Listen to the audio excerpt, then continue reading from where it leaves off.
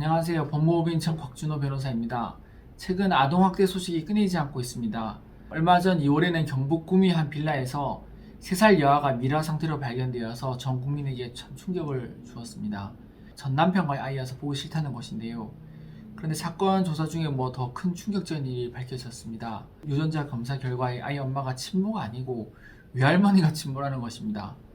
조사 과정에서 아이 엄마는 자신이 아이가 아니라는 것을 몰랐고 외할머니는 친모란 사실에 대해서 지금도 계속해서 부인하고 있다고 합니다.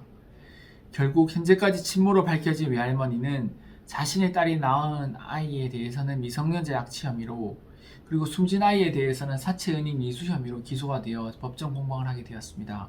물론 진실이 무엇인지에 대해서는 좀 차분한 조사 결과를 지켜봐야 할 것입니다만은, 일단은 외할머니로 알려졌다가 친모 의혹을 받고 있는 사람은 DNA 검사 결과도 친모로, 그리고 거짓말 탐지기 조사 결과도 거짓으로 나왔다고 합니다. 과학적 수사 기법이 밝혀낸 일이지만 일반적으로 DNA 검사 결과가 법정에서는 어떤 식으로 쓰이는지, 또 거짓말 탐지 결과는 무조건 증거로 사용될 수 있는 것인지에 대해서 한번 알아보도록 하겠습니다. DNA 분석 유전자 검사 결과도 그럼 부인을 할 수 있을까에 대한 의문이 있을 것입니다. DNA 분석을 통한 유전자 검사, 뭔가 과학적이고 부정할 수 없는 대상일 것처럼 느껴지는데요. 그러나 아무리 과학적인 검사라고 하더라도 검사 과정에서 사람의 행위가 포함되는 이상 항상 오류의 가능성은 있는 것입니다. 일단 여기에 대한 대법원의 기본적인 입장은 오류의 가능성이 거의 없다고 인정되는 방법으로 취득한 과학적 증거에 대해서는 판사가 어떠한 사실이 있었나 없었냐를 판단할 때 그 검사 결과 내용에 상당히 따라야 된다. 그러니까 즉 웬만하면 그걸 따라야 된다, 이런 입장입니다. 충분한 전문 지식과 경험을 가진 전문가가 표준적인 검사 방법으로 DNA 검사를 시행하였다면 그 검사 결과는 오류의 가능성이 거의 없는 방법으로 취득한 과학적인 증거이므로 높은 신뢰성이 있다고 보는 것입니다. 그래서 피고인으로 지목된 사람의 유전자가 현장에 채취된 유전자와 다르다는 결과가 있다면 이는 피고인의 무죄를 입증할 수 있는 아주 유력한 증거가 되는 것입니다. 그러나 반대로 무죄를 입증하는 경우가 아니라 유죄 증거로 사용되는 경우에 있어서는 조금 다릅니다. DNA 검사 결과만으로 피고인이 유죄라고 인정할 수 없다는 것입니다. 이때는 다른 증거가 있을 때 유죄로 인정 가능하다는 입장인데요. 유죄로 인정할 때는 그만큼 더 신중해야 되기 때문입니다. 즉 무죄로 입증하는 경우보다 유죄로 입증하는 경우가 더 까다롭다고 할 것입니다. 그럼 이번에는 거짓말 탐지기 조사 결과의 증거 능력에 대해서 한번 알아보겠습니다. 쉽게 말해서 거짓말 탐지기 조사 결과를 재판에서 유죄의 증거로 쓸 수 있는지 무죄의 증거로 쓸 수 있는지에 대한 부분에 대한 설명입니다.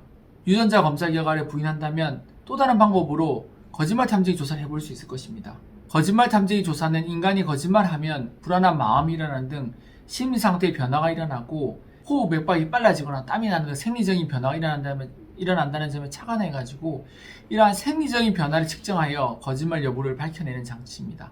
그런데 아무래도 기계로 하는 검사다 보니까 내가 거짓말하는 게 아닌데 거짓말한다고 나오면 어떡하지? 한 이러한 검사 결과에 대한 의문이 드실 수 있으실 것입니다. 이는 일견 맞는 말이기도 합니다. 그러나 실제 지나치게 긴장을 하거나 또는 혹은 화장실에 가고 싶은 경우에도 호흡이나 맥박이 빨라질 수 있기 때문에 거짓말하지 않는데도 거짓말을 한다고 나올 수도 있습니다. 그래서 법원에서는 거짓말 탐지기 조사 결과를 증거로 활용할 수 있는 기준을 제시하였는데요. 거짓말 측정에 오류가 전혀 없다고 인정될 수 있는 경우에만 증거로 사용될 수 있다고 하였습니다. 그런데 이는 사실상 이 기준이 너무나 엄격하기 때문에 이것을 맞추는 것이 현실적으로 불가능합니다.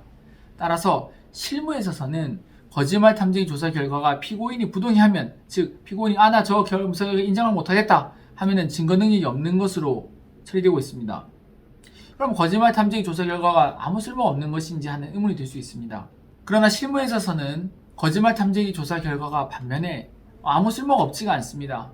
왜냐하면은 유죄를 인정하는 직접적인 증거로는 앞서 말씀드린 것처럼 현실적으로 사용하기 어렵지만 진술이, 즉 피고인의 진술이 믿을 만한 것인지 아닌지에 대해 판단하는 신빙성을 인정하는 재료로는 쓸 수 있는 것입니다.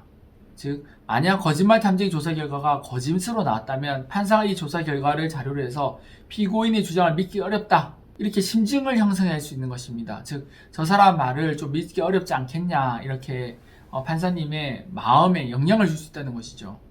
그래서 쉽게 정리하자면 결국 거짓말 탐지기 조사 결과 딱 하나만 가지고 유무죄가 가릴 수 있는 것은 아닙니다. 다만 주장이 믿을 만한지, 즉 피고인의 말이 믿을 만한지, 아니 저 사람이 거짓말하는지 정말 거짓말하는지 이런 것을 판단하는 하나의 자료로는 사용이 가능하다고 생각하시면 됩니다. 따라서 조금이라도 본인한테 불리하게 작용될 것 같다, 나 이거 거짓말 탐지기 결과하면 좀 불리할 것 같다 싶으면 거짓말 탐지기 조사 자체를 그냥 거부하는 것이 전략상 좋습니다. 재판 과정에서 뒤집는 것이 좀 여러 가지로 까다로운 점이 있기 때문입니다. 네, 지금까지 유전자 검사 결과, 거짓말 탐지기 조사 결과가 재판에서 어떻게 활용되는지 살펴보았습니다.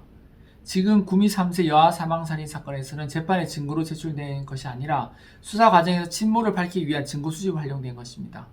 이론적으로 이것이 어떻다 저쩌다는 것은 이론적인 부분이고, 저희는 그것을 뛰어넘어서 실제 무죄 성공 사례를 통한 실전 경험으로 피고인들에게 좋은 결과로 활용될 수 있도록 조언을 드리고 진행을 하고 있습니다.